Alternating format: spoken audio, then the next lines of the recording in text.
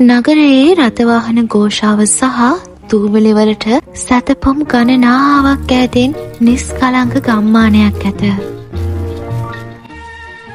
ඒ දවස ආරම්භ වන්නේ එලාම් ඔරලෝසුවක හෝ වාහන හඬින් නොව ගහකොළ මත වසන කුරුල්ලන්ගේ මිහිරි කීතයනි. හිරුරැස් පෘථිවියට පතිත වන්නටත් පෙර ගම් මුන් අවදි වෙතේ. මුළු ගමම වැසී ඇත්තේ තුනී මීදුම් සලුවකිනි.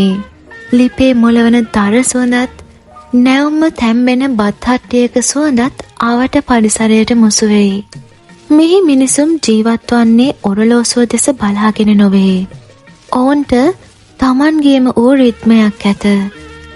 උදෑසන තේකෝප්පය තොලගාමින් ගෙවත්තේ වැටමායමේ සිට අසල්වැසියා සමග හෝමාරු කරගන්නා ඔහේට කොහොමයි යන වචනය තුළ ඇත්තේ නගරයේ දක්නට නැති ආව්‍යාජ බැදීමකේ. ගමේ ජීවිතය සරලය. එහෙත් ආර්ථවත්ය.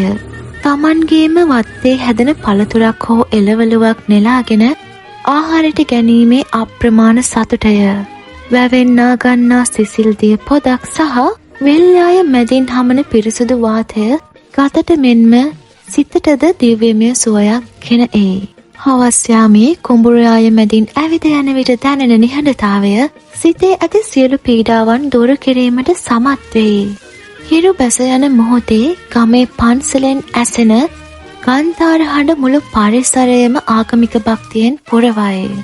නිවස ඉදිරිපිට ඇති පැදුරේ වාඩි වී තරු පිරුණු ආස දෙස බලා සිටින ගැමියාට තමන්ට නැති දේ ගැන පසුතැවීමක් නැත. ඔහුට ඇත්තේ තමන් සතු සරල ජීවිතය පිළිබඳ අපරිමිත තෘප්තියකි.